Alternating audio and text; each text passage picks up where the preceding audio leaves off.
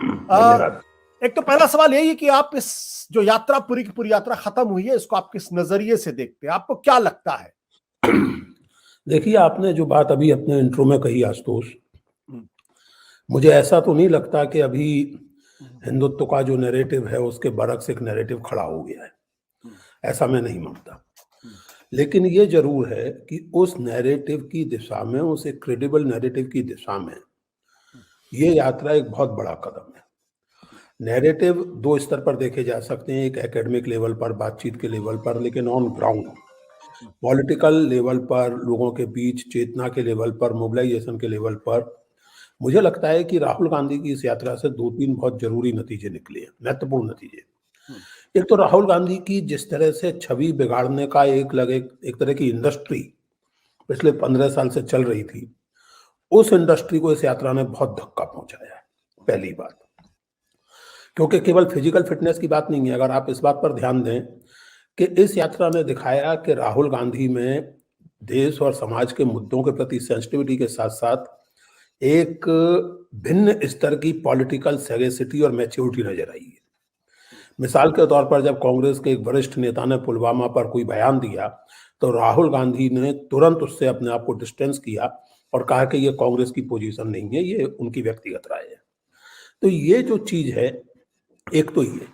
दूसरे, जाहिर है कि जब आप एक पार्टी के नेता हैं और उस पार्टी का लगातार पिछले कई दिनों से उस पर दबाव है और उसके एक तरह से बुरे दिन चल रहे हैं, तो ऐसे में एक ऐसी यात्रा इतनी सफलतापूर्वक आयोजित कर लेना, इसने कांग्रेस का मॉरल बूस्ट किया, कांग्रेस कार्यकर्ताओं में नए सिरे से जोश आया।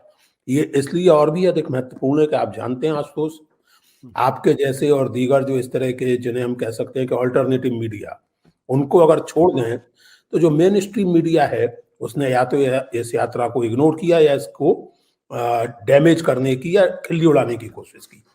इन सब बातों को देखते हुए मुझे ये लगता है कि इस यात्रा की वजह से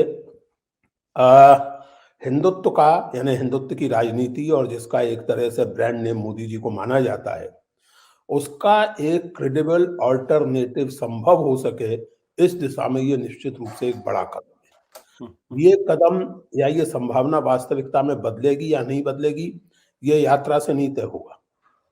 ये तय होगा कि यात्रा के बाद कांग्रेस दीगर पार्टियों के साथ किस तरह के तालमेल कर पाती है, वो दीगर पार्टियां कांग्रेस के साथ किस तरह के तालमेल करती हैं, या क्या एक नया प्रोग्राम, एक वैकल्पिक विजन आप जनता के सामने पेश करते हैं, वो इससे तय होगा। लेकिन ये निश्चित रूप से है कि ये कांग्रेस पार्टी की जो एक ढीली ढाली सी स्थिति बन गई थी, उससे तो इस यात्रा ने कांग्रेस को निकाल दिया है, ये तो साफ दिख रहा है। बट पुरुषोत्तम जी, एक महत्वपूर्ण सवाल इस बात को लेकर ये कि 2014 के बाद से जिस तरीके का राष्ट्रीय स्तर पर एक माहौल बना था, जिस तरीके से ये कह सकते हैं कि हिंदुत्व की आड़ में एक नफरत की पॉलिटिक्स चल रही थी, उसने बहुत सारे लोगों को निराश भी किया था और बहुत सारे लोग डेस्परेट भी हो रहे थे। क्या इस यात्रा के जरिए उस डेस्परेशन में कमी आएगी? क्या इस यात्रा के जरिए यह संभव हो सकेगा कि हाँ, इस तरीके की पॉलिटिक्स का के खिलाफ खड़ा हुआ जा सकता है, इससे लड़ा जा सकता है? बिल्कुल हो सकेगा, क्योंकि राहुल गांधी की जो लगातार इस यात्रा में बात रही है, वो दो लेवल पर आप देखें। एक लेवल पर उनका ये कहना कि ये कोई पावर पॉलिटिक्स की यात्रा नहीं है, लेकिन एट दी सेम टाइम उनके साथियों का, खासकर जयराम रमेश का, ये बारंबार याद दिलाना कि भाई आखिरकार हम पॉलिटिकल पार्टी हैं, और हम पॉलिटिकल पार्टी हैं तो हम पावर डायनेमिक्स से ना भाग सकते हैं ना भागना चाहते हैं। लेकिन फिर भी इस यात्रा का लक्ष्य केवल पॉलिटिकल माइलेज हासिल करना नहीं, बल्कि देश को जोड़ना। अब देखिए, कुछ लोग माने या ना माने, लेकिन दुर्भाग्य से पिछले 8-10 साल में इस देश में ऐसा नहीं है कि केवल हिंदू मुस्लिम की फॉल्ट लाइन उठ के खड़ी हुई है। ये आशुतोष जी, पढ़े लिखे लोग जानते हैं कि हिंदुस्तान, पोस्ट कॉलोनियल हिंदुस्तान, सन 47 के बाद का हिंदुस्तान एक बड़े नाजुक संतुलन पर टिका हुआ है। यहाँ की जो विविधता है वो केवल धर्मों की नहीं है, भाषाओं की है, संस्कृतियों की है, जातियों की है, राजनीतिक आकांक्षाओं की है। और इस समय जो लोग सत्ता में हैं, दुर्भाग्य से वो इस नजाकत को या तो समझते नहीं है या जानबूझ के इसको तोड़ना चाहते हैं।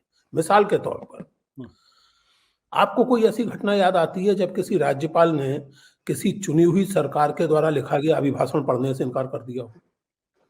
या उसको अपने ढंग से थोड़ा बहुत एडिट करके पढ़ा हो और बाद में जब मुख्यमंत्री उसको अंडरलाइन करें कि ये आपने छोड़ दिया है तो राज्यपाल महोदय वॉकआउट कर जाएं।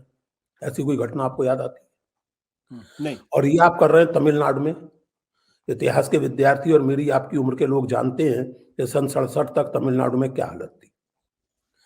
तो ये जो चीजें हैं इसलिए ये कहना कि जोड़ो, ये बहुत जरूरी बात थी कि एक आइडिया ऑफ इंडिया, एक वो धारणा कि सारी विविधताओं के बावजूद कश्मीर से कन्याकुमारी तक, गुजरात से गुवाहाटी तक भारत एक स्तर पर एक है।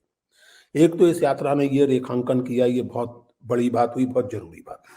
और जिस नफरत की पॉलिटिक्स की आप बात कर रहे हैं उसको एक ये उचित उत्तर था, जवाब था। सत्य हिंदी का ऐप डाउनलोड करें गूगल प्ले स्टोर पर।